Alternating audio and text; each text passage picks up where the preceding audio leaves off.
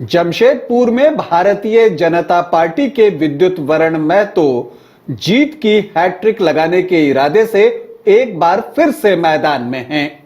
उनके सामने कौन सा प्रत्याशी होगा, किस दल का होगा, ये अब तक पता नहीं चल पाया है।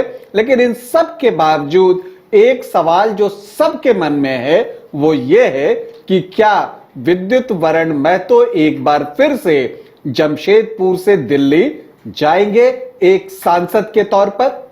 आज आंकड़ों के सहारे इसका विश्लेषण करने का प्रयास करूंगा। नमस्कार, आप देख रहे हैं न्यूज बाइस्कोप और मैं हूं राकेश रंजन। जमशेदपुर लोकसभा क्षेत्र पूर्वी सिंहभूम में 6 विधानसभा को मिलाकर बना हुआ है और आपको बता दूं कि यहां से जो अभी वर्तमान सांसद हैं वो हैं भारतीय जनता पार्टी के विद्युत वरण महतो, जिन्होंने कि 2014 में भी जीत हासिल की थी और फिर 2019 में भी जीत हासिल की है। और 2019 में उन्होंने जो पराजित किया था वो पराजित किया था जो अभी राज्य के मुख्यमंत्री हैं चंपई सोरेन। तब चंपई सोरेन जेएमएम प्रत्याशी के रूप में विद्युत वरण महतो के खिलाफ उतरे थे, लेकिन विद्युत वरण महतो ने लगभग 3 लाख वोटों के अंतर से चंपई सोरेन को शिकस्त दी थी। तो ऐसी परिस्थिति में क्या लगता है, जीत इतनी आसान है जितनी कि पिछली बार हुई थी?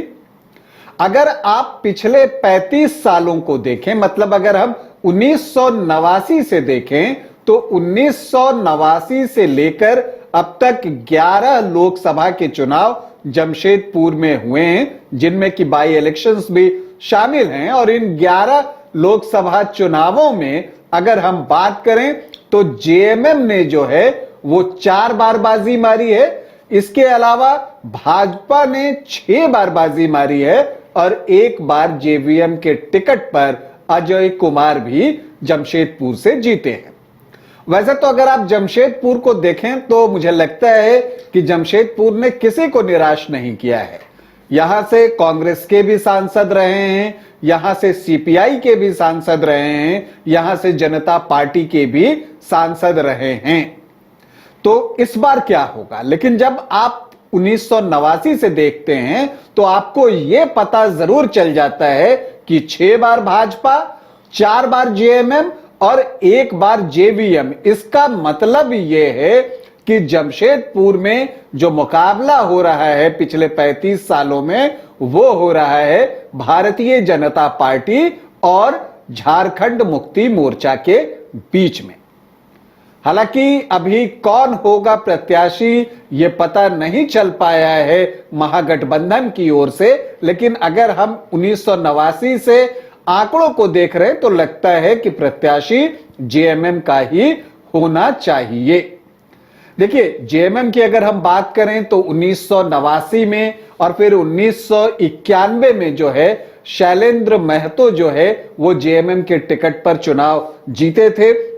इसके बाद 2004 में जो है वो सुनील महतो और 2007 में सुमन महतो जो है वो चुनकर दिल्ली गई थी जेएमएम के टिकट पर। और जहां तक हम भाजपा की बात करते हैं तो भाजपा ने जमशेदपुर में जो पहली बार लोकसभा का चुनाव जीता वो जीता था 1996 में, और तब महाभारत सीरियल में श्री कृष्ण का किरदार निभाने वाले नीतीश भारद्वाज भाजपा के टिकट पर जमशेदपुर से चुनाव लड़े थे और उन्होंने जीत हासिल की थी। उसके बाद 1998 और 1999 में जो है आभा महतो जो है वो भाजपा के टिकट पर सांसद बनी हैं। उसके बाद फिर एक इंतजार हुआ, 2009 में अर्जुन मुंडा जो है वो बीजेपी के टिकट पर सांसद बनते हैं और फिर 2011 में जो बाई इलेक्शन होता है वहां अजय कुमार जीतते हैं।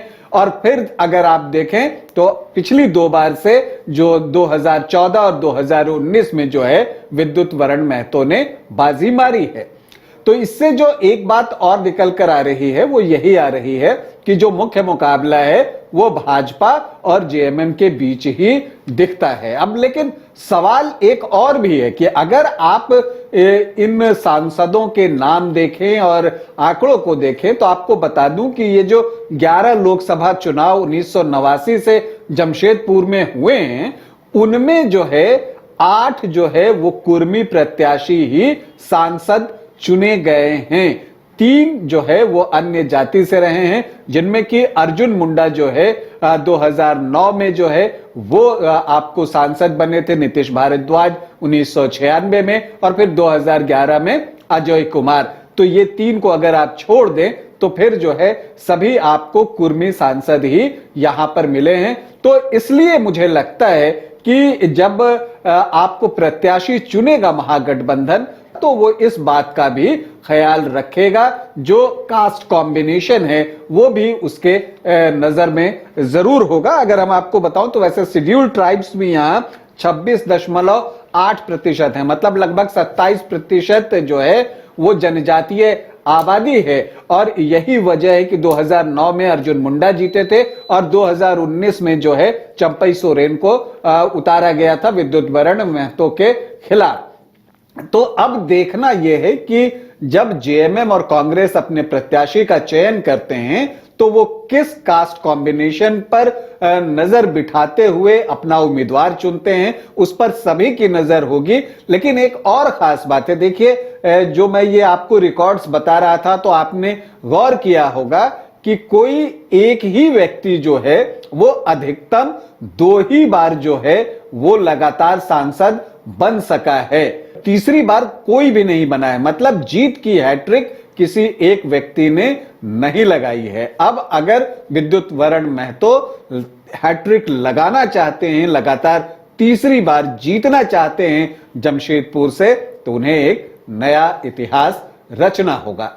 लेकिन यह तो है कि सभी की जो नजर है और सभी की जो जिज्ञासा है वो ये है कि महागठबंधन मतलब कि INDIA गठबंधन किसे अपना उम्मीदवार बनाता है। कुल मिलाकर जमशेदपुर में एक रोमांचक, रोचक और दिलचस्प मुकाबले की उम्मीद सभी कर रहे हैं।